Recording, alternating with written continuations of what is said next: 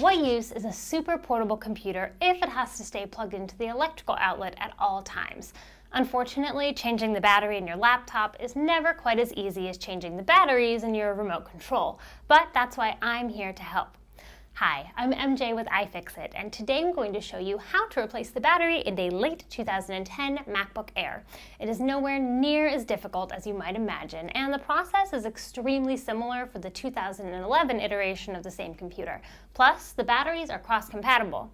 Now, if you don't own a late 2010 MacBook Air, but you still want to replace your laptop's battery, we have recorded a lot of battery replacement videos. So check out our battery replacement playlist and see if we've already covered yours. This video is a great overview of the process, but of course, you're going to want to follow the step-by-step instructions in the repair guide on our site when you are doing your repair. We'll even link to it down in the description to make it easy peasy. That all being said, I'm going to get my parts and tools together so I can get started. For this repair, I'm going to need a plastic spudger, a T5 Torx driver, and a MacBook Air pentalobe driver. Now, rather than using separate drivers, I'm just going to use our 54-piece bit driver kit because it has both the bits I'm going to need plus a ton more. I'm also going to use an anti-static wrist strap to protect my MacBook Air from any accidental electrostatic discharge during my repair, and a screw tray because it keeps all those teeny tiny screws nice and organized. Now I've got all of my parts and tools together, I can get started by taking out the 10 pentalobe screws that are holding the bottom case in place.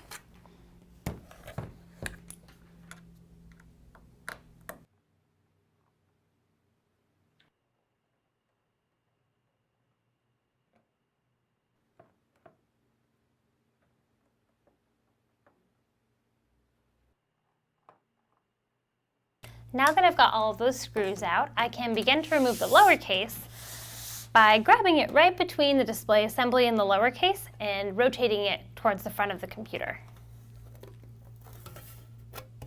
Now that the lower case is removed, the very first thing we're going to do is disconnect the battery. And really, that should be the first step in any electronics repair because we don't want any residual electricity floating around in there while we're doing our repair.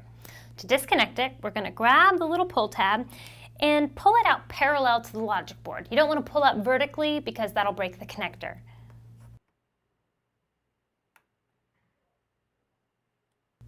Now that the battery is disconnected, we can start to remove the screws that are holding it in place, and this is when your T5 bit will come in handy.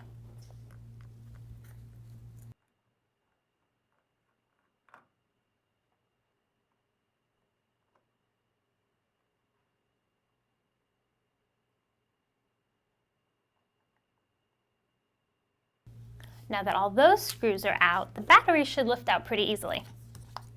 All I've got to do is install my new battery and reassemble my computer.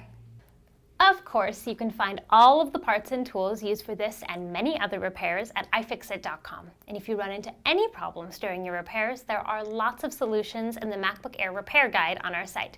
If you want to stay up to date with all of the latest teardowns and repair videos, be sure to subscribe to our YouTube channel, follow us on Twitter at iFixit, or like us on Facebook. Thanks for watching and happy repairing.